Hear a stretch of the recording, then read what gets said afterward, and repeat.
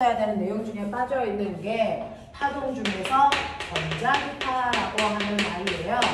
이 전자기파 중에서 우리는 뭐 알고 있냐면 빛이라고 하는 아이가 전자기파의 일부입니다. 그걸 알고 있는 거죠. 그래서 그러면서 여러분들이 머릿속에 잠깐만 정리하셔야 되는 거, 이 빛이라는 거, 전자기파라는 거 그 자체가 뭐였다? 이게 우리가 알고 있어야 되는 파동이라는 거다. 그래서 파동은 한 지점에서 생긴 진동이 옆으로 퍼져나가는 현상이고, 그 진동을 만든 한 지점을 우리는 파원이라고 한다. 그래서 파원에서 생긴 진동이 옆으로 퍼져나가는 현상을 파동이라고 해 라고 합니다. 이러한 파동의 가장 대표적인 예는 지금 듣고 계신 선생님의 목소리가 있고요. 바다에 가면 파도라고 하는 물결이 있고, 지진이 있고, 그리고 빛이라고 하는 전자기파가 있다 이랬습니다. 근데 얘네들이 뻗어나갈 때 그 주변에 있는 물질이라고 하는 매질에 도움을 받아서 퍼져나가는 파동의 형태를 띠는 아이들이 대다수야. 그 중에서 소리는 공기라는 매질의 도움을 받아야만 옆으로 전달될 수 있어. 그러니까 공기가 없는 달에 가면 절대 소리 못 들어 라고 얘기했어요. 물결은 물이라는 매질이 반드시 필요하고요. 지진은 땅이라는 매질이 반드시 있을 때만 전달돼. 근데 유일하게 파동 중에서 매질이 없을 때도 전달되는 유일한 파동은 전자기파라고 하는 빛이야 라고 얘기했어요. 그래서 그러면 이런 식의 매질의 도움을 받아서 전달되는 파동이라는 아이가 옆으로 이동하잖아요. 전달되잖아요. 그때 매질이라는 아이는 이동합니까? 안 합니까? 이거 절대 이동하지 않습니다. 다시 그 자리에서 뭐만 합니까? 떨리는 진동만 합니다. 그래서 라고 말씀을 드렸고요. 그러면 여기에서 진동이 발생했는데 그 진동이 옆으로 퍼져나가잖아요. 도대체 옆으로 이동하는 건 뭔데요? 라고 하면 매질을 들었다 놨다 할 수 있는 에너지가 이동하는 겁니다. 그래서 파동이 이동한다고 할 때 그때 이동하는 건 에너지만 옆으로 이동할 수 있다라고 하는 거 기억해 두시면 되죠. 자, 그러면 이런 성질을 가지고 있는 게 파동이었는데 이러한 파동을 난 뭐 할 수 있다? 분류했었다. 그래서 파동을 분류한다. 자, 여러분들 고등학교 수준으로만 설명을 하면 파동은 두 가지 형태로 분류합니다. 그래서 이 파동은 첫 번째 위에서 보시는 것처럼 매질이 전달될 때 반드시 있어야 돼, 없어도 돼 라고 하는 매질의 유무에 따라서 대부분의 파동들은 반드시 매질이 있을 때만 전달되거든요. 그 있을 때만 전달되는 모든 파동을 우리는 탄성파라고 하고, 요즘은 용어가 바뀌어서 역학격파라고 하는데 대부분의 파동이 다 이 형태를 띈다. 유일하게 아닌 아이가 있다. 그게 바로 전자기파다. 그 전자기파만 매질이 없어도 전달될 수 있다 라고 하는 거고, 그래서 탄성파가 아니기 때문에 비탄성파라고 그동안 불렀는데 용어가 바뀌면서 전자기파라고 부르기도 하더라. 됐습니까? 그래서 매질의 유무에 따라 나누고, 그 다음에 두 번째는 이렇게 매질이 떨릴 때 에너지가 옆으로 전달된다 그랬잖아요. 그러면 에너지가 전달되는 방향과 매질이 떨리는 방향 사이의 관계였죠. 그 방향을 봤을 때 방향이 같은 방향, 에너지가 오른쪽으로 가는데 매질도 수평으로 떨려 라고 하는 에너지의 이동 방향과 매질이 진동하는 방향이 나란한 경우를 우리는 종파라고 한다. 그 종파에 바로 음파와 초음파와 지진파 중에서 P파만 여기에 속한다. 그걸 뺀 나머지는 종파가 아니고 팽파의 형태를 띈다. 팽파는 에너지가 진행하는 방향과 매질이 떨리는 방향이 수직한 거다 라고 얘기했어요. 자, 이런 식으로 파동을 분류해서 나눴을 때 그 대표적인 파동의 구조는 어떻습니까? 라고 하는 파동의 구조는 팽파의 구조로 우리가 주로 분석하죠. 그 안에서 5가지의 요소를 너는 얘기할 수 있어야 됩니다 라고 했습니다. 한 지점에서 에너지가 전달될 때요, 팽파이기 때문에 매질은 수직하게 진동한다 그랬죠. 진행하는 방향과 수직하게 진동하니까 이런 모습이 나와요. 이게 팽파 구조예요. 그랬을 때 마루와 고리라는 모양을 과학에서 멋진 말로 위상이라고 하죠. 마루와 고리라는 위상 변화를 가지면서 파동이 전달됩니다. 그랬을 때 여러분들이 알고 있는 파동의 오요소 중에 첫 번째 파장이 뭔지를 얘기할 수 있어야 된다. 됐니? 두 번째는 주기가 뭔지를 얘기할 수 있어야 되고요. 세 번째는 진동수를 설명할 수 있으셔야 되고요. 네 번째는 진폭이 뭔지를 얘기할 수 있어야 된다. 자, 그 다음에 마지막 다섯 번째 뭐 얘기할 수 있어야 되니?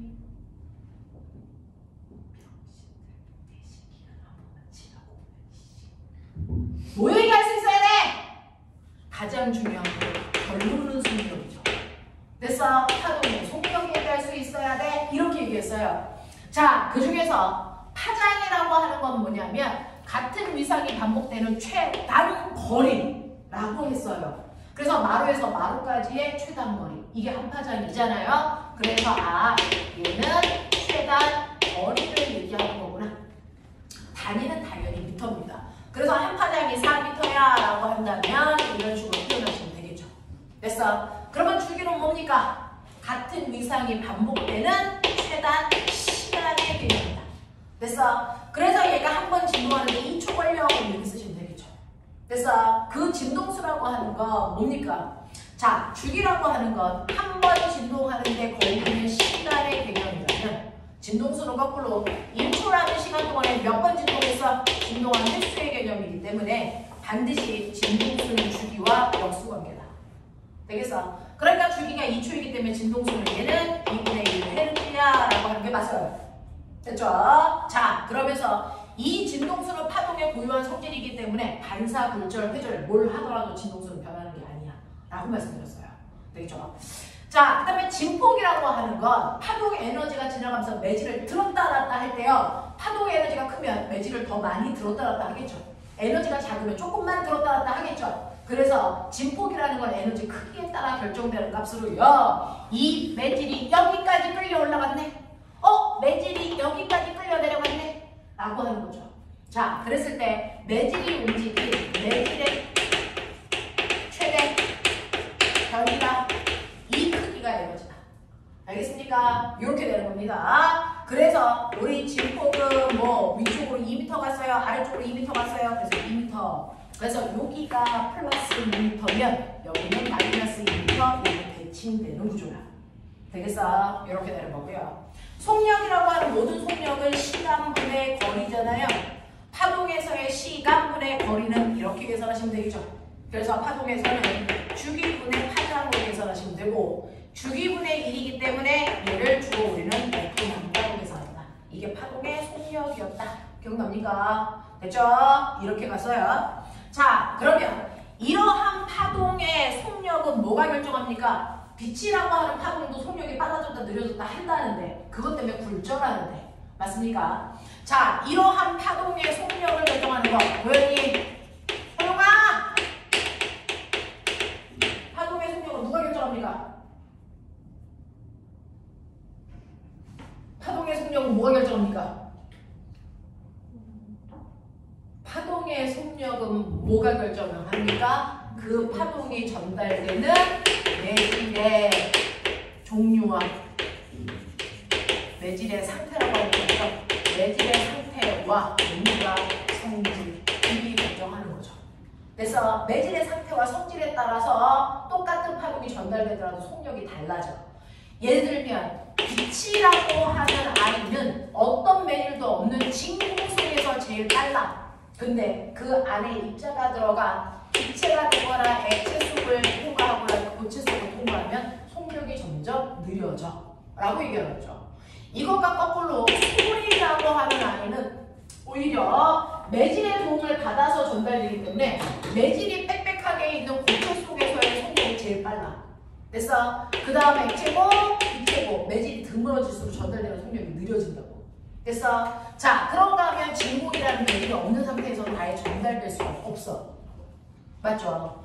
더군다나 같은 기체라도 그 기체의 온도에 따라서 전달되는 속도가 또 달라 이랬어요. 됐죠? 그래서 소리는 고온의 기체에서 전달되는 속도가 저온의 기체에서 전달되는 속도보다 훨씬 더 빨라.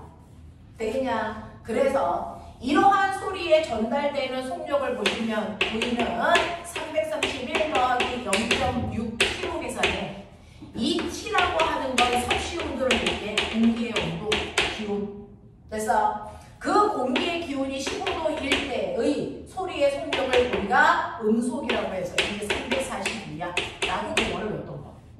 맞냐? 이런 거였고요. 그 다음에 물의 속력, 파도의 속력을 결정하는 건 수심의 깊이다. 기억나냐? 다 했었어. 물결이 막 쳐. 됐어? 물결이 이렇게 넘실넘실 칩니다. 근데 그 바다 속의 지형에 따라 수심이 달라. 여기는 수심이 깊어. 여기는 수심이 얕아.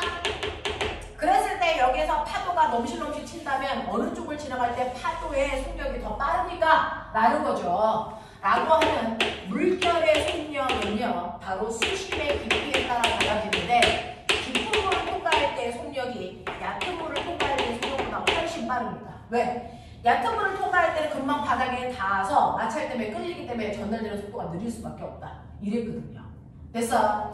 이렇게 되면 속력이 빨라질 때와 느려질 때 차이점이 뭐냐? V는 F 람다인데.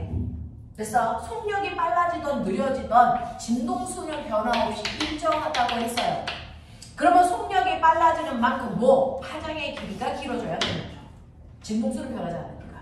그러면 한 파장이라고 하는 건 마루와 마루 사이의 간격인데요. 얘가 넘실넘실 칠 때 1초 동안에 한 번 찍었는데 이렇게 갔다가 얕아지면 이렇게 간다고요. 이렇게 간다고요. 그래서 이렇게 물결이 쭉 생길 텐데 옆에 있는 파도와 마루를 연결해서 그으면 이게 파도의 얼굴이다. 그래서 파면이라고 불러요. 마루를 연결하는 선을 우리가 파면이라고 한다고요. 그래서 파면 이렇게 그려지는 거예요. 이때 파면과 파면 사이의 요 간격이 바로 그 파도의 한 파장이 된다. 한 파장의 길이를 얘기한다. 그래서 여기는 파장의 길이가 이거밖에 안 된다. 되겠냐? 그럼 파장의 길이가 긴 쪽은 빠르게 전달되는 깊은 수심을 가지고 있는 거고요. 파장의 길이가 짧은 쪽은 속력이 느린 얕은 곳이라는 얘기입니다. 됐어? 그래서 파면의 간격을 통해서 파장의 길이를 알 수 있고 그걸 통해서 전달되는 속력을 알 수 있는데 물결은 깊은 곳에서의 속력이 더 빠르다.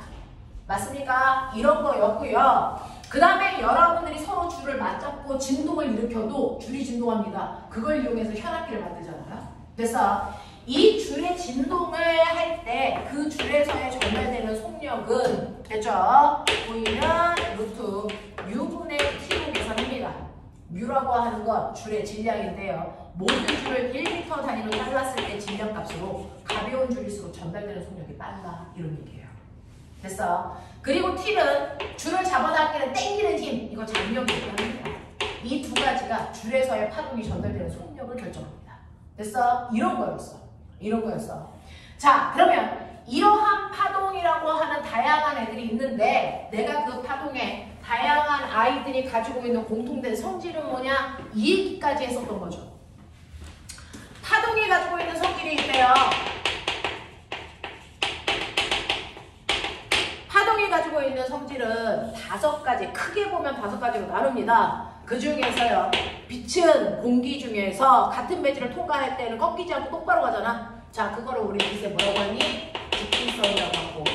이렇게 빛이 직진해서 가다가 다른 물질을 만나면 불투명한 물체면 통과할 수가 없잖니. 그래서 반대편에는 빛이 오지 않아서 뭐가 생긴다? 그림자지는 현상이 생기죠. 이게 하늘에서도 생겨요. 그 하늘에서 생기는 그림자지는 현상이 바로 우리가 배운 뭐다? 그게 뭡니까? 식현상이죠. 됐어. 그래서 일식이라고 하는 현상, 월식이라고 하는 이 식현상이 빛이 직진하기 때문에 나타나는 대표적인 현상이구나. 알겠어? 이렇게 얘기했었고요. 그 다음에 빛이 가지고 있는 성질 중에 두 번째 성질이 있어. 두 번째 성질이 바로 반사라고 하는 거야. 그냥 빛이 가다가 다른 물질을 만나면 되돌아 나오는 성질이 생겨. 이걸 우리가 반사라고 할 거야. 근데 이 반사가 일어나는 과정에 규칙성이 있는데 그걸 반사 법칙이라고 해. 그래서 어떤 면에서 빛이 반사되더라도 상관없다. 무조건 빛이 들어간 무슨 각과? 입사각과 빛이 튕겨나오는 무슨 각? 반사각의 크기는 표면이 매끄럽던 거칠던 상관없이 항상 같아야 돼. 이게 반사 법칙. 맞죠? 그래서 반사 법칙은 입사각과 반사각의 크기가 언제나 같아야 된다는 겁니다. 그 중에서 표면이 매끄러우면 빛이 평행하게 오기 때문에 어떤 면에 부딪혀도 입사각이 다 똑같다. 그래서 반사각이 모두 다 같은 방향을 향해 나간다. 그래서 네, 그 빛이 모두 다 같은 방향으로 뻗어나가는 정반사는요. 표면이 매끄러울 때만 일어날 수 있는 걸로 매끄러운 면에서는 빛이 모두 다 한 방향으로 나갑니다. 하지만 한 방향으로 빛이 나가는 건 눈으로 볼 수는 없지만 그것 때문에 나타나는 현상은 보인다. 저것 때문에 무슨 현상이 나타나니? 저것 때문에 무슨 현상이 나타날까요? 빛이 한 방향으로 나가니까 주변의 경치가 뭐한다? 비친다. 이 띠벙한 새끼들이 그냥 몇 번째 하고 있는데. 자, 그럼 표면이 울퉁불퉁해. 그러면 아무리 빛이 평행하게 빛들은 가고 있어도 그 울퉁불퉁한 면에 여기에 들어가 라는 거에 따라서 빛이 들어가는 면이 다르죠. 그 면과 90도를 그려야 법선이 됩니다. 그랬을 때 이 각도가 입사각이에요. 자, 이 각도가 20도라고 친다면 반사각은 법선을 기준으로 반대 방향으로 같은 각도로 빛이 나간다는 얘기죠. 자, 이 면에 들어갔어요. 이 빛은. 그러면 이 면과 빛이 들어간 면과 90도 되게 선을 그려요. 이게 법선이에요. 그랬을 때 이 법선으로부터 입사각선까지의 각도를 재니까 얘는 80도야. 그러면 반사각은요. 반대 방향으로 80도를 이루는 방향 빛이 이렇게 나가려고 하는 거예요. 무슨 말인지 알아? 표면이 불규칙하기 때문에 빛이 들어간 면, 접선면이 다 달라요. 그것과 90도가 되게 법선을 그렸을 때 이루는 입사각과 같은 크기만큼 빛이 나가기 때문에 빛이 반사돼서 나가는 방향이 다 지각각입니다. 이런 식으로. 됐어? 자, 이렇게 표면이 거칠 때는 빛이 모든 방향으로 퍼져나가는데 우리는 이걸 난반사라고 합니다. 그러면 난반사는 빛이 한 방향으로 가지 않고 모든 방향으로 가기 때문에 한 방향으로 나갈 때는 주변의 경치를 비치지만 모든 방향으로 빛이 퍼져나갈 때는 주변의 경치를 비칠 수 없다. 그러면 어떤 현상이 일어난다? 어떤 현상이 일어난다? 주변의 경치를 비치지 않고 됐어? 단지 그 물체만을 볼 수 있다. 그래서 여러분들이 지금 칠판을 볼 수 있지만 칠판에 너네 얼굴은 안 비치잖아요? 그건 칠판에서 무슨 맛을 하기 때문이다? 난반사를 됩니다. 되겠냐? 하지만 어떤 반사를 하더라도 항상 입사각과 반사각은 같다. 반사 법칙은 성립한다. 되겠냐? 자, 그러면서 고등학교 들어오면 또 하나의 반사. 야! 수업 시작하기 몇 분이나 됐다고 이 새끼들 눈이 다 3분의 1로 줄어가지고 이런 씨. 다 올려 뒤 저거 봐. 자세 봐. 우와. 우와.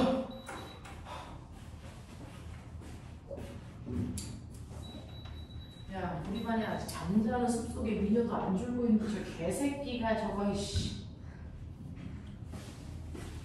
아직 눈을 안 잘고 있다. 쟤 뇌신기간에 눈 동그랬었다. 자, 봐. 보세요. 자, 그러면 이렇게 빛이 갔다가 되돌아 나오는 반사가 일어날 때요. 빛이 반사돼서 나가는 방향을 본 게 정반사와 난반사라면 그럼 반사될 때 위상은 어때? 라고 하는 위상을 보는 거잖아요. 그래서 자, 어떤 물질을 만나서 반사될 때요. 이렇게 파동이니까 마루볼이 형성되면서 갔을 거 아니야? 그럼 여기서 반사돼서 나올 때 마루가 그대로 반사돼서 마루로 올 거냐? 아니면 마루가 반사되는 순간 볼로 바뀌어서 나올 거냐? 그래서 네, 위상의 변화에 따라 반사의 종류를 나눌 수가 있었어요. 그 중에서 위상 변화 없이 나오는 반사 뭐라 그러니?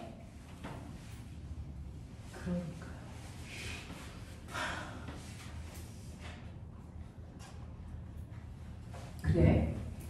위상 변화 없이 마루가 마루의 형태로 반사돼서 나오는 걸 진아윤! 한 명이라도 대답하자! 네, 이걸 우리는 자유각 반사라고 한다. 그래서 마루가 고래 형태로 위상이 바뀌어서 나오는 걸 우리는 뭐라고 한다? 부정각 반사라고 한다. 이렇게 얘기해요. 그래서 그러면 어떨 때는 위상이 바뀌고 어떨 때는 안 바뀌는데? 말이 빨라져. 성격이 급해서 할 일이 너무 많아서 미안해. 많이 빨랐다는 걸 지금 느꼈어. 자, 어떨 때 위상이 바뀌고 어떨 때 위상이 안 바뀌어 라고 하면 그동안 중학교 때 공기 중에서 물속으로 빛을 쐈잖니. 그러면 거기서 빛이 반사돼서 이렇게 일부러 나오고 일부러 구조로 들어가는데 반사광선만 본다면 이때 위상이 이렇게 갔다가 물과 닿는 순간 반사되겠죠? 그러면 물과 닿아서 반사될 때 이때 위상은 어떻게 돼? 정반대로 거꾸로 뒤집혀서 나와. 왜? 라고 하면 지금 빛이요 공기라고 하는 빠른 물질에서 물이라고 하는 느린 매질을 만났기 때문입니다. 됐죠? 자, 진동하는 속도가 빠른 매질에서 느린 매질을 간다는 건 느린 매질은 진동하기가 어려운 매질을 만났다는 거죠. 그래서 진동하기 쉬운 매질에서 진동하기 어려운 매질을 만날 때 일어나는 반사가 위상이 정반대로 뒤집히는 고정난 반사예요. 그래서 진동하기 쉬운 매질을 우리가 멋진 말로 뭐라 그러냐면 소한 매질. 이게 전달되는 속도가 빠른 매질을 소한 매질이라고 해요. 진동하는 속도가 느린 매질을 우리가 속도가 느린 매질을 미란 매질이라고 해요. 그래서 소한 매질에서 미란 매질로 갈 때 일어나는 반사는 고정단 반사예요. 근데 거꾸로 물속에서 빛을 쏘면 되죠. 공기 중으로 나가는 애도 있지만 물로 반사돼서 오는 애도 있죠. 이 반사될 때요.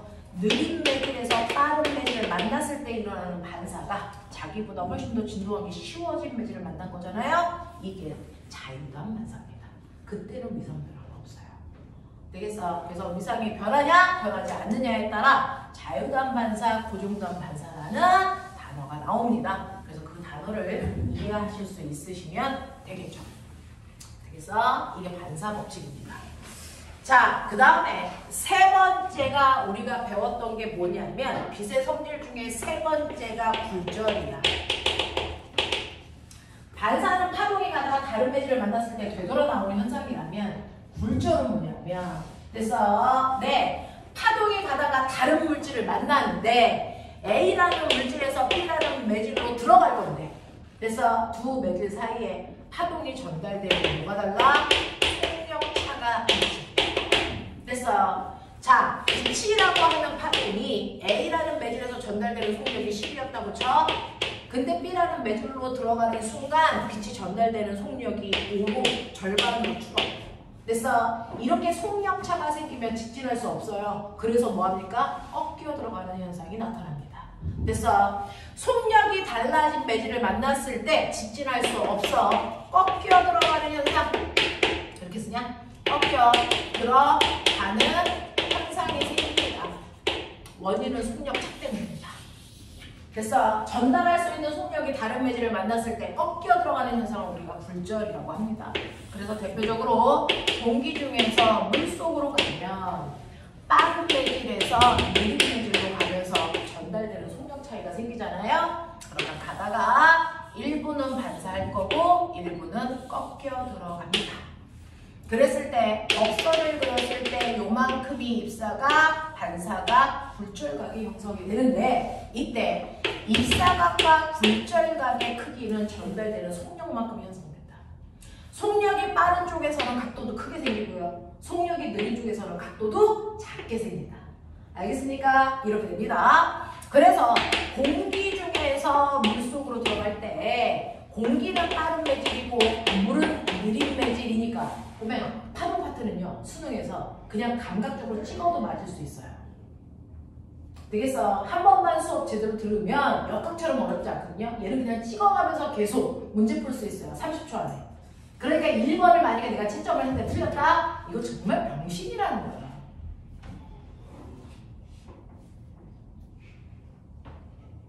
너네가 물리원을 하고 왔잖아. 그러니까 틀릴 이유가 없다고. 민준아 다 불러 1번. 저 새끼 눈에서 피 나와.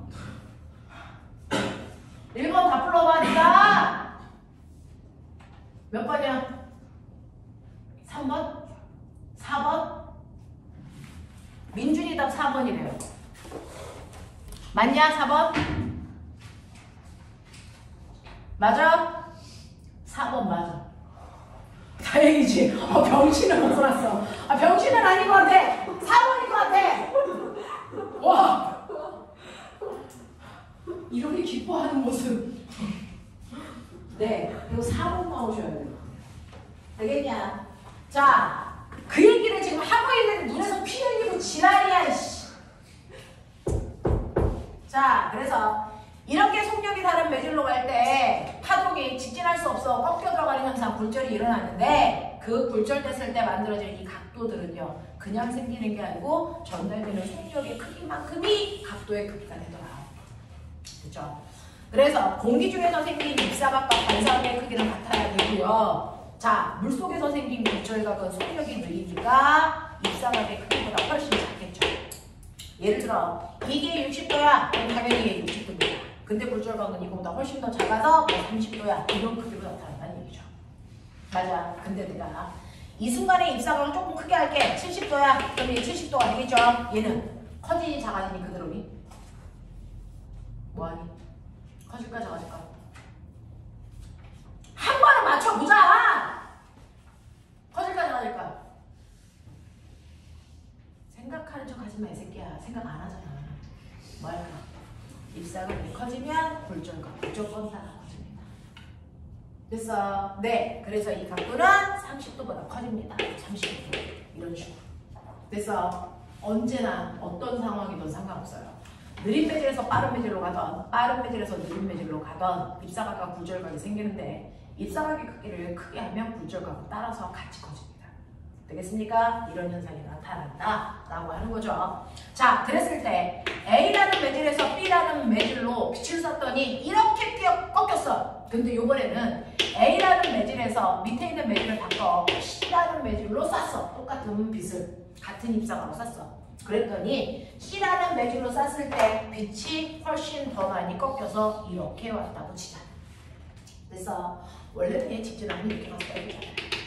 근데 꺾여 들어가는 거예요. 자, 이 꺾이는 정도를 멋진 말로 뭐라 하니? 우리는 굴절율이라고 합니다. 그래서 굴절각과 굴절율은 다른 표현입니다. 됐죠? 얼마나 원래 위치보다 안으로 많이 꺾여 들어갔냐? 굴절율. 되겠습니까? 자, 이 굴절율이라는 게 생기는데 이 굴절율과 관련된 걸 스넬이라는 사람이 설명했다. 그래서 그 사람의 이름을 딴 우리는 스넬 법칙이라고 해요. 자, 굴절율이라는 건 얼마나 꺾였어 라고 하는 정도를 나타내는 거고요. 그 굴절율에는 두 가지가 있죠. 우리가 스몰 n으로 표현하는데 됐죠? 공기의 절대 굴절율이라고 하는 절대 굴절율이 있습니다.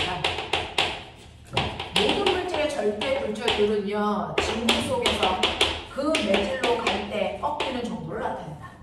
맞습니까? 물의 절대 굴절율은 진공에서 물속으로 들어갈 때 꺾이는 정도를 표현하겠죠. 그래서 이렇게 얘기하고요. 그 다음에 N 공기 물이라고 하는 건 이거는 공기에서 물속으로 들어갈 때 뭐 상대 굴절율을 얘기합니다. 됐어. 그래서 굴절율은 절대 굴절율과 상대 굴절율이 있대요. 됐어. 근데 꺾이는 이유가 속력차기 때문에 속력차가 많이 날수록 많이 꺾인대요. 되겠어? 네, 이 얘기 하는 겁니다. 그 중에서 상대 굴절율을 보여드리면 이렇게 됩니다. 공기가 있고 물이 있어요. 공기 중에서 빛이 가다가 물속으로 빛이 꺾여 들어갑니다. 이렇게 되는 거죠. 되겠죠? 자, 그랬을 때 이때 상대 굴절율이 얼마니? 라고 하는 N 공기 물 이렇게 씁니다. 공기 중에서 물속으로 갈 때 상대 굴절율 이렇게 표현한다고요. 됐어? 이 상대 굴절율을 계산할 수 있는 방법. 자, 이 꺾이는 정도는 두 매질 사이의 속력 차이니까요. 공기에서의 빛의 속력과 물에서의 빛의 속력의 비율로 나타낸 값이야. 됐어? 예를 들어 빛이 공기 중에서 전달되는 속력이 10이라고 치자. 물속에서 전달되는 속력이 5라고 치자. 그렇다면 얘 상대 굴절율 얼마니? 이게 2라는 겁니다. 됐어? 이렇게 나타나. 이렇게 나타나. 근데 이러한 상대 굴절율을 굳이 속력을 알아야 됩니까? 아니요. 다른 방법으로도 구할 수 있어. 기억나니? 다른 방법으로도 구할 수 있는데 그 다른 방법이 뭐냐면 사실은 속력을 앞에서 배웠어. F 람다. 맞죠? 속력은 V가 아니고 F 람다로 계산할 수 있거든요. 그래서 공기에서의 진동수와 공기에서의 파장, 물에서의 진동수와 물에서의 파장의 곱의 비율로 나타날 수도 있어. 근데 하나의 파도 진동이 들어가서 물속으로 꺾여 들어가더라도 진동수는 변하지 않는다 그랬어. 고유한 값이라 그랬어. 그래서 이 두 개의 진동수는 같을 거야. 그러니까 얘가 약분돼서 없어지겠지. 그러니까 사실은 상대 굴절률은 두 매질에서의 파장의 길이 비율로도 계산할 수 있어. 무슨 말인지 알아? 네. 그러면 얘 상대 굴절률이 아까 2라고 했잖니? 그랬을 때 물에서의 파장의 길이를 계산하니까 이게 4m야. 그럼 얘 파장의 길이가 88m여야 돼. 이런 얘기야. 무슨 말인지 알겠어? 이런 얘기고요.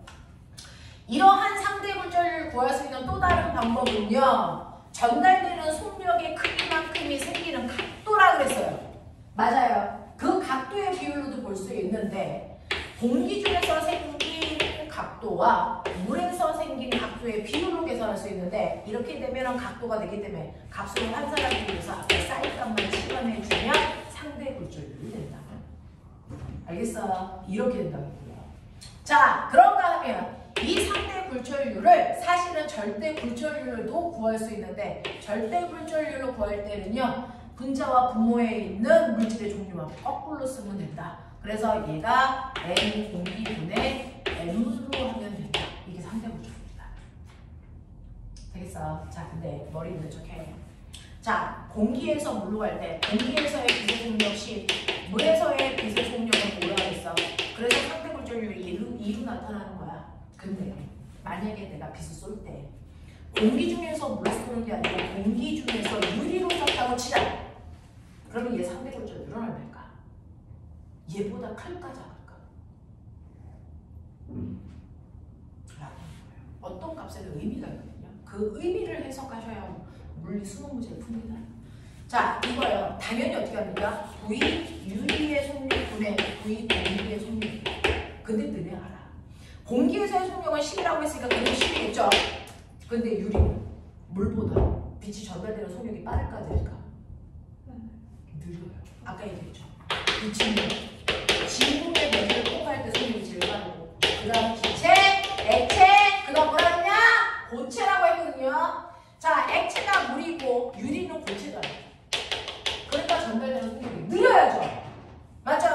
그러니까 유리에서의 전달되는 속력은 물보다 느릴 거야. 자, 그러면 대략 2라고 치자. 그럼 얘 상대 굴절률이 얼마니? 5 나와요. 됐어. 얘는 상대 굴절률이 2인데 얘는 상대 굴절률이 5야. 얘가 훨씬 크네. 이 숫자의 의미가 뭘까? 라고 하면 상대 굴절률은 두 매질 사이의 속력 차이를 나타내는 거거든요. 속력 차이를 나타내는 거거든요.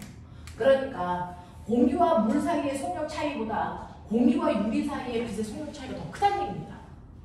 됐어? 그러면서 2라는 숫자를 어떻게 해야 되냐? 2라는 숫자의 해석은 됐어? 공기에서 물로 가면서 속력이 2배 느려졌어요. 이 뜻이에요. 됐어? 이거는 어떻게 해석합니까? 공기에서 유리로 가면서 빛의 속력이 5배 느려졌어요. 이렇게 해석하는 겁니다. 알겠어? 해석할 수 있으셔야죠.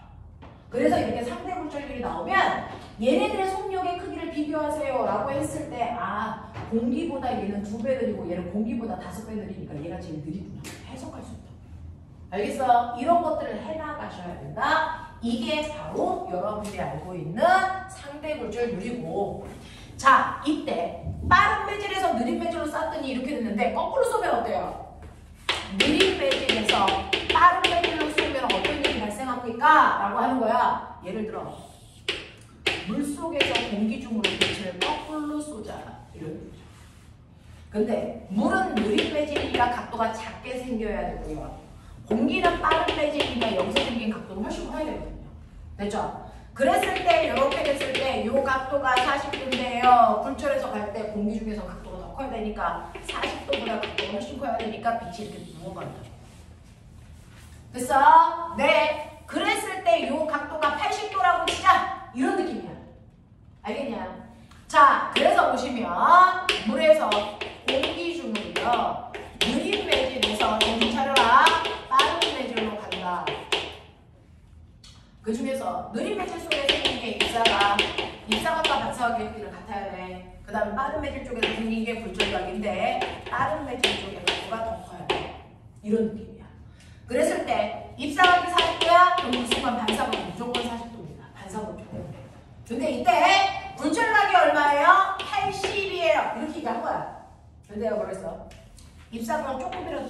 어떤 일이 발생하냐. 입사각을 크게 하면 굴절각 무조건 같이 커져요. 라고 얘기했어요. 그러니 입사각을 45도로 해서 그럼 반사각 45도겠지?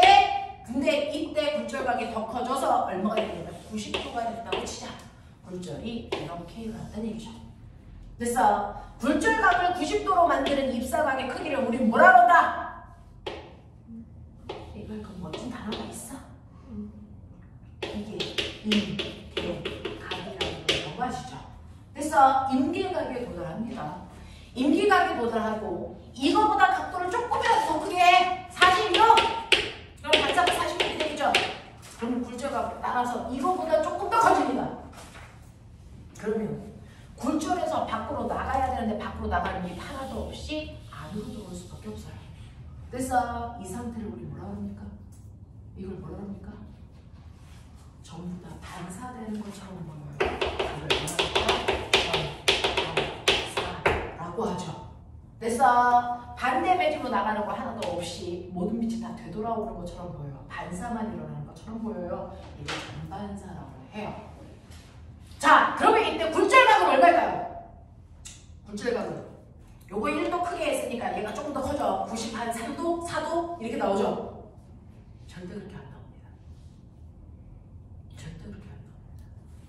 이게 조금 더 커져서 이렇게 오고 가죠? 그런 거 없다고요. 왜요? 이게 같은 매질로 돌아오는 그 순간. 그래서 굴절각이 반사각이 광선이랑 합쳐집니다. 합쳐집니다. 그래서 93도 이런 반사각 굴절광선 없이요. 얘네들이 모두 다 반사각이랑부터 46도만 형성합니다. 되겠어? 그래서 전부 다 반사만 된다고요. 광선은 두 개일 수 없다고요. 알겠어? 반사각도 따로 굴절광선 따로 이런 일은 발생할 수 없어요. 같은 배제로 두 개. 안 생겨요. 알겠습니까? 굴절광선이 반사광선에 붙어버리고 이걸 전반사라고 한다고요. 이해돼? 이해돼? 이런 일들이 발생합니다. 라는 얘기야. 자, 그러면 이러한 전반사를 이용해서 만든 도구가 있어. 있어. 제발 생각해줘. 전반사를 이용해서 우리가 뭘 만들어요? 얘기해봐! 뭘 것 같아? 그거 맞아, 광섬유. 초성 알려주세요. 이런 거 하는 거냐, 지금? 광섬유죠. 여러분들이 광케이블이라고 하는 그 광섬유가 전반사를 이용해서 만든 겁니다. 그 광섬유를 보시면 여기 지울게요. 서로 다른 매질을 이용해서 전반사가 일어나게끔 해야 되니까 그래서 서로 다른 매질로 되어 있는 두 개의 그래서 물질로 만들어진 전선 같은 게 있다고 치시면 되죠. 그 중에서 안쪽 매질을 우리가 바깥쪽을 플레딩이래요. 그 중에서 안쪽에다가 빛을 쏘는 겁니다. 왜? 광섬유, 빛의 속력으로 보낸다는 얘기야. 그래서 빛을 쏩니다. 빛을 쏘면 A 매질과 B 매질 사이의 경계면에서 굴절 또는 반사가 일어나겠죠? 근데 내가 느린 매질에서 어떤 매질로 쏜 거야? 빠른 매질로 쏘는데 쏠 때 이 입사각의 크기를 반드시 임계각보다 크게 해요. 그래서 굴절돼서 밖으로 나가는 애들 하나도 없이 전부 다 반사만 돼서 이렇게 튕겨갈 수 있게끔 만들어 놓은 게 광섬유입니다. 알겠냐? 그러니 광섬유의 코어는 반드시 느린 매질이어야 된다. 클레딩은 빠른 매질이어야 된다. 그랬을 때 쏠 때 각도, 입사각의 크기는 무조건 임계각보다 크게 해서 전반사만 일어나게 한다. 알겠냐? 자, 그럼 꼬맹아, 빠른 매질이라는 거 다른 말로 얘기해봐. 굴절율이 크다 작다. 느린 매질과 빠른 매질 있잖아요. 굴절율 누가 커요? 느린 매질, 빠른 매질? 느린 매질. 그래서 굴절율은 몇 배 느리다는 뜻이잖아. 느릴수록 굴절율이 커지는 거야. 알겠어? 그래서 느린 매질일수록 굴절율이 큽니다. 그래서 N1 굴절율, N2 굴절율 얘가 훨씬 큽니다. 무슨 소리야? 자, 그럼 이제 느껴봐. A 매질에서 B 매질로 쓴 거야. 얘 느린 매질이고 얘 빠른 매질이야. 그래서 네, 빛을 쐈는데 얘는 빛이 전달되는 속력이 2. 그래서 얘는 5. 그럼 둘의 속력 차이가 얼마? 3만큼 나. 그래서 3만큼 나. 그래서 얘가 꺾이면서 전반사가 일어나기 위해서 필요한 임계각의 크기 얼마? 임계각이 60도여야 된다고 치자. 됐어. 근데 내가 A라는 매질에서 이번에는 C라는 매질로 쏠 거야. 근데 A라는 매질에 빛이 전달되는 속력은 그대로 2겠지. 근데 C라는 매질에서 빛이 전달되는 속력이 얼마냐면 계산할 수 있냐? 그 속력 차이 얼마나냐? 498라. 됐어. 얘는 둘의 속력 차이가 3밖에 안 나는데요. 얘는 둘의 속력 차이가 490 얼마나 달라요? 이런 얘기 아니야? 맞아? 엄청 속력 차이가 커지죠? 그럼 어떻게 됩니까? 속력 차이가 크니까 확 꺾인단 말이죠. 됐어? 그러면 어떻게 돼? 임계각의 크기가 훨씬 작아져. 둘의 속력 차이가 클수록 임계각의 크기가 작아져서요. 얘는 임계각을 20도만 됐어. 20도보다 각도만 크면 그 순간부터 정반사가 일어나. 이런 느낌이야. 그래서 두 매질 사이의 속력 차이가 큰 I를 사용할수록 임계각의 크기는 작아집니다. 그럼 어떻게 돼? 얘는 60도보다 커야 정반사가 일어난다면 얘는 20도보다만 크면 돼. 무슨 말인지 알겠어? 그러니까 임계각이 작을수록 전반사 일으키기 뭐하다? 쉽다. 그러니까 우리는 이 경우보다 이 경우를 이용해서 방송률을 만들겠다. 이런 얘기야. 납득해? 납득하겠어? 이런 얘기거든요. 이게 방송률이야. 하겠어? 하겠어? 이렇게 됩니다. 자, 그러면 이런 식으로 해서 여러분들 굴절이라는 것도 하는데 이러한 파동 중에서 우리가 사용하는 대표적인 게 빛이잖아요. 근데 이러한 빛이라는 건 전자기파의 일부라고요. 그럼 전자기파가 뭔데? 주로 전자기파는 어떤 물질에서 나오는데? 라고 하면 전자기파를 생산해서 내보내는 대표적인 물질이 여러분들이 알고 있는 천체. 그래서 별이라고 하는 그 아이들이에요. 그 별이라고 하는 스스로 빛을 낼 수 있는 이 아이들은 엄청나게 뜨겁습니다. 그러면 여러분들 아시는 것처럼 고체가 뜨거우면 뭐가 되냐? 액체가 되고 액체가 뜨거우면 뭐가 됩니까? 기체가 됩니다. 근데 기체가 뜨거우면 어떻게 될까요? 기체가 너무 뜨거우면 그 안에 있던 전자가 에너지를 얻어 탈출해버립니다. 그래서 양이온과 전자가 분리되죠. 그래서 물질들이 전기를 띤 입자로 바뀝니다. 그 전기를 띤 입자들로 되어 있는 물질들을 우리 뭐라 합니까? 부르는 거죠. 됐어? 그래서 별들은 대부분 플라즈마 상태의 기체들로 되어 있어요. 됐어? 자, 근데 이 안에서요 대단히 많은 아이들이 뜨거운 열을 받으니까 빡빡빡빡 터져요. 더군다나 태양은 수소라고 하는 폭탄으로 되어 있잖아요. 그러니까 뜨거우니까 매 순간 얘가 빡빡빡빡 터지면서 그 폭발에 의해서 물질들을 밖으로 밀어내는 내부압이라는 걸 느껴요. 그 내부압이라고 하는 힘 때문에 전기를 띤 입자가 우주 공간으로 확 하고 퍼져나가겠죠. 그 전기를 띤 입자가 우주 공간으로 퍼져나가면서 주변에 뭘 만드니? 전기장을. 이해되겠어? 전기장을 만들어. 그 전기장이 만들어지면 중학교 2학년 때 배웠다. 전류가 흐르면 그 전류가 흐르는 무슨 주변에 반드시 뭐가 생겨요? 자기장. 됐습니까? 그러니까 순간 전기를 띤 입자들이 우주 공간으로 쏟아나가는 그 순간에 주변에 뭐가 생깁니까? 자기장이 동시에 같이 생깁니다. 근데 요번에 중3 때 배웠죠. 자기장이 생기는데 어떤 순간에는 자기장이 세지고 어떤 순간은 자기장이 약해져. 자기장의 세기가 바뀌면 그 자기장의 세기의 변화에 따라 또 뭐가 생기니? 또 다른 전기장이 생기죠. 됐어? 그 또 다른 전기장이 또 그 주변에 뭘 만듭니까? 또 다른 자기장을 유발합니다. 그 또 다른 자기장이 또 다른 전기장을 그 앞에 또 다른 자기장을 만들면서 전달 서로 유발해서 가는 거야. 그래서 전기장이 자기장을 유발하고요. 자기장이 전기장을 유발해서 가기 때문에 별도의 매질이라는 거 필요하냐 안 합니다. 이렇게 해서 전기장과 자기장 형태로 뻗어나가는 파동의 형태를 띱니다. 그래서 전기장과 자기장이 파동의 형태로 나간다. 그래서 전자기파야. 그래서 이렇게 해서 만들어진 게 전자기파입니다. 그래서 매질이 필요가 없습니다. 네, 이러한 전자기파를 그래프로 그리면 어떤 느낌이냐면 이 전자기파라고 하는 게 공간으로 뻗어나가니까 3차가 공간으로 그려버리면 얘를 X축, 얘를 Y축, X축, Z축 이렇게 하면요. 전기장이에요. 그래서 이런 식으로 세기와 방향이 바뀌면서 전기장이 생긴단 말이야. 이 전기장이 생기면 그 전기장에 의해서 주변에 뭐가 생기니? 자기장이 생기는데 어떻게? 전기장과 자기장은 몇 도? 90도 방향으로 생겨요. 그렇죠? 그래서 자기장이 이렇게 생기죠. 이런 식으로 생기죠. 알죠? 그랬을 때 얘가 이런 각도가 몇 도? 90도 됩니다. 됐어. 전기장과 자기장이 생기는데 그러면 얘네들이 진행하는 방향이 오른쪽일까 왼쪽일까? 됐어? 네. 자, 그거 아는 방법. 전기장 방향으로 내 손가락을 뻗으시고요. 그 상태에서 자기장이 있는 쪽으로 내 손가락을 접으셔요. 그랬을 때 엄지손가락이 가리키는 쪽이 진행 방향입니다. 만약에 전기장이 여기 있는데 자기장이 거꾸로 반대쪽에 있어. 그럼 어떻게 가면 돼? 이렇게 가죠. 그럼 진행 방향이 이쪽입니다. 오른손으로 하시는 겁니다. 알겠어? 이런 식으로 해서 전기장과 자기장이 어느 쪽으로 진행하는지 그 방향까지도 얘기할 수 있으시면 된다. 알겠어? 이렇게 되는 겁니다. 자, 근데 이때 전기장과 자기장이 서로 유발하면서 갈 때요. 됐죠? 얘네들이 진동하는 방향은 서로 90도입니다. 달라요. 하지만 뭐가 똑같냐면 전기장의 진폭이 가장 클 때 자기장의 진폭도 크게 생깁니다. 진폭의 크기도 똑같이 생깁니다.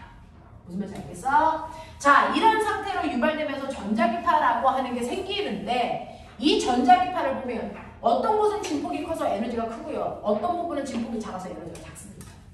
그래서 하나의 별에서 전자기파가 발생해서 뻗어나갈 때 그 전자기파의 에너지는요. 다양한 크기의 에너지가 동시다발적으로 뻗어나와요. 알겠어? 자, 그 중에서 이러한 전자기파의 에너지의 크기에 따라서 나누시면요. 인간들이 2 정도 나눈 건데 전자기파의 에너지가 뭐 100부터 1까지 다양하다고 치자. 그랬을 때 이 정도의 크기로 잘랐을 때 너는 이 정도면 에너지가 큰 편이라고 생각해. 이 정도는 중간 사이즈, 이 정도는 작은 사이즈라고 인간이 그냥 정한 거야. 그래서 네. 자, 그랬을 때 전자기파의 형태 중에 에너지가 큰 애들을 묶어 인간들은 뭐라고 불렀냐면 이거를 방사선. 전자기파 중에 에너지가 큰 영역에 속하는 아이들을 방사선이라고 부르겠대. 됐어? 전자기파 중에 에너지가 중간 사이즈인 아이들을 뭐라고 부르겠대? 빛이라고 하겠대. 됐어? 전자기파의 형태 중에서 에너지가 가장 작은 애들을 뭐라고 하겠대? 얘네들을 전자라고 통칭해서 부르겠대. 이렇게 한 거야. 에너지의 크기에 따라. 알겠어? 그 중에서 여기까지만 하고 끊을 테니까 제발 눈 좀 떠봐. 자, 방사선의 형태 중에서도 가장 에너지가 큰 애를 뭐라고 할까?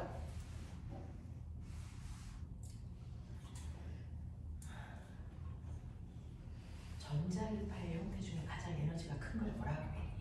감마선. 김정은 오빠가 제일 좋아하는 거. 핵 터질 때 나오는 거. 됐어. 얘가 에너지가 너무 커서 우리 몸에 있는 세포를 다 뒤지게 하잖아요. 됐어. 네, 이게 감마선. 이 감마선을 우리도 쓴다? 뭐 할 때? 암 걸린 사람들이 수술하고 나서 그 마지막 단계로 하는 게 방사선 치료라는 거거든요. 감마선 나오게끔 해서 그 감마선이 암 걸린 세포를 타격하게 해. 그래서 그 암 걸린 세포를 죽게 해. 그래서 이게 방사선 치료입니다. 알겠냐?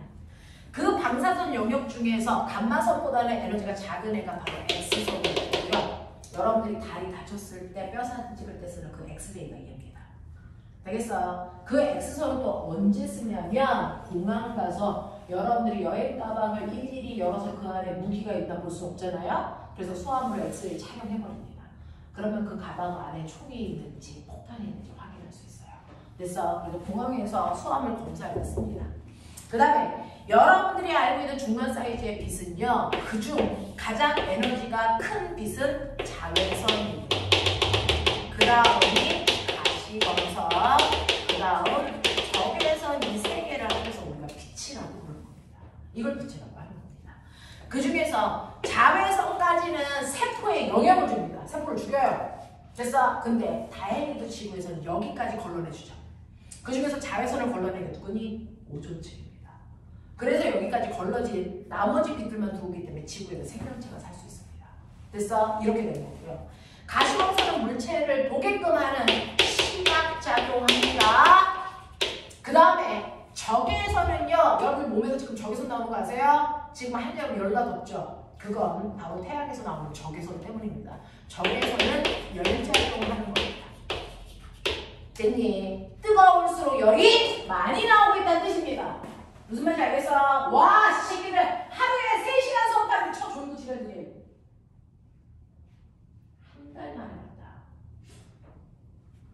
종강이다. 자, 그 다음에 전파요. 전파 영역 그 중에서도요. 전파가 전자기파 중에 가장 에너지가 작은데 그 중에서 가장 에너지가 큰 애는 뭘까요? 전자기파 중에서 나름 에너지가 큰 거. 그거 어디에 있어? 전자레인지에 있어. 전자레인지. 그래서 전자레인지에서 나오는 뭐야? 마이크로웨이브. 그래서 그 다음이 뭐야? 핸드폰 주파수 때문에 쓰는 아이들이 그나마 에너지가 커. 그래서 그 다음이 TV 주파수. 그 다음에 라디오 주파수에 해당되는 FM, AM 이렇게 되는 아이들. 얘네들이 전자기파야. 알겠어? 이렇게 쓴단 말이야. 자, 그러면 이러한 파동의 에너지요. 위로 갈수록 에너지가 크다는 얘기네요. 네, 위로 갈수록 에너지가 큽니다. 밑으로 갈수록 에너지가 작습니다. 그럼 파동의 에너지를 결정 어떻게 하는데요? 파동의 에너지는요. 그 파동의 진폭의 제곱에 진동수의 제곱값에 비례합니다. 그래서 진폭과 진동수에 의해 결정돼요. 그래서 에너지가 크다는 얘기는 진동수가 크다는 얘기입니다.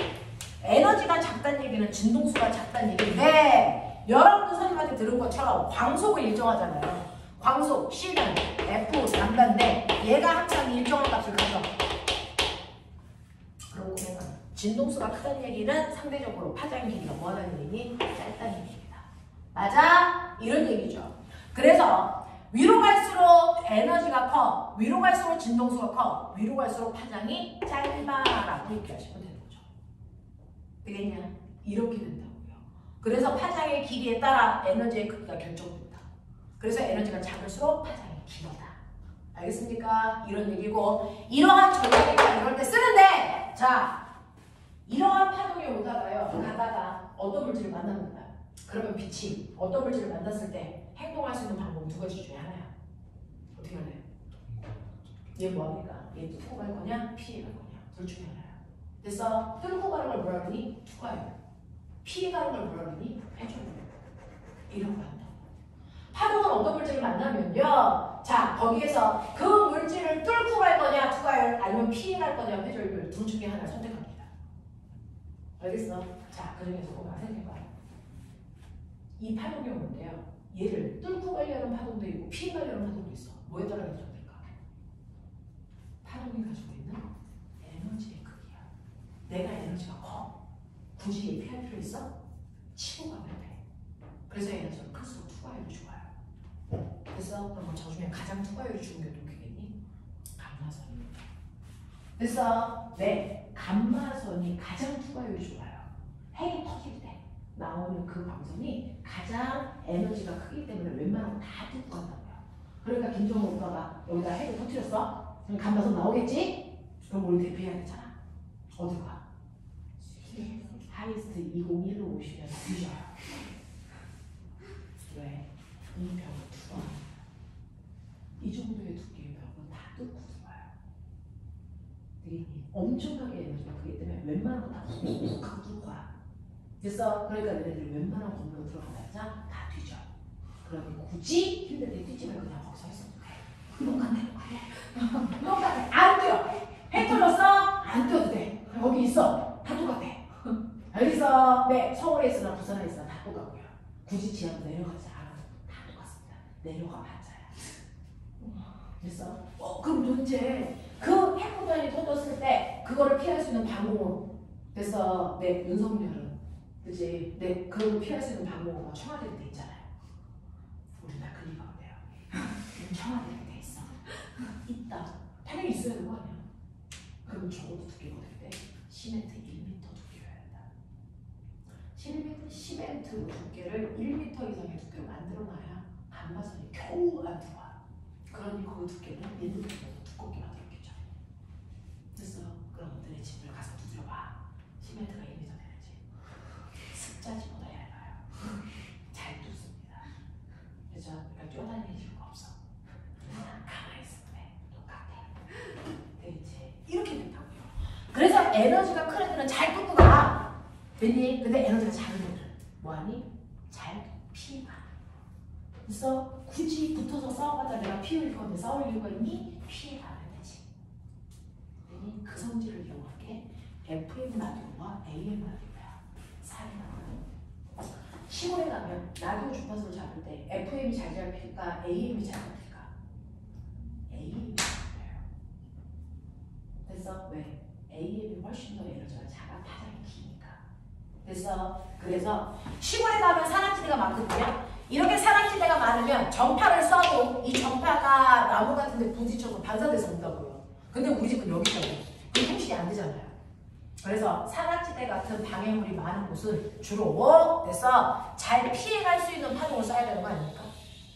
그래서 잘 피해갈 수 있는 파동을 쏴야 돼요. 그럼 잘 피해가는 게 뭡니까? 바로 에너지가 작은 파장이 긴 애들을 쏜다고요. 그래서 FM보다 AM이 훨씬 더 에너지가 작아 파장이 길거든요. 얘가 더 잘 피해가요. 그래서 지방에서는 AM 표시가 훨씬 더 많이 씁니다. 무슨 말인지 알겠어? 이거는 말하는 겁니다. 됐죠? 전자기파가 이런 특징이 있대. 자, 그래서 1번. 자, 틀린 사람 손. 준서 안 틀렸어? 미친년? 우와. 자, 틀린 사람이 없을 수 없어요. 어떤 시험을 봐도 1번 틀린 애가 존재합니다.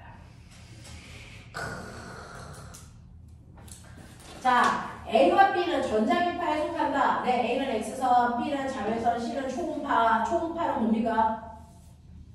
초음파는 뭡니까? 음파죠, 음파. 그래서 음파입니다. 자, A와 B는 전자기파에 속하니 라고 하면 A, B는 전자기파에 속하지만 초음파는 전자기파가 아니고 음파입니다. 되겠어? 근데 여기서는 A, B만 물어봤으니까 전자기파 맞아요. 자, 그다음에 니은 진공에서의 파장은 A가 B보다 기니? 라고 했는데 파장은 에너지가 작을수록 길기 때문에 그래서 B가 더 길어야 됩니다. 자, 그 다음에 디귿 C는 매질이 없는 진공에서 전달될 수 없다. 이거 정확하게 맞는 건데 내가 궁금하다 해나? 너 못 해봤냐? 기억. 되겠죠. 되겠습니까? 이런 거. 그래서 항상 이 파동 중에 전자기파는 1번, 2번 아래에서 움직여요. 그래서 틀릴 수 없는 내용 중에 하나인데 반드시 나옵니다. 항상 빠진 적이 없어요. 되겠어? 자, 그래서 별거 아니니까 틀리지 않게끔 해봐 주시면 됩니다. 자, 그 다음 여기까지만 하고 잠깐 끊죠. 그래서 끝나올 것 같아서 10분만 쉬었다가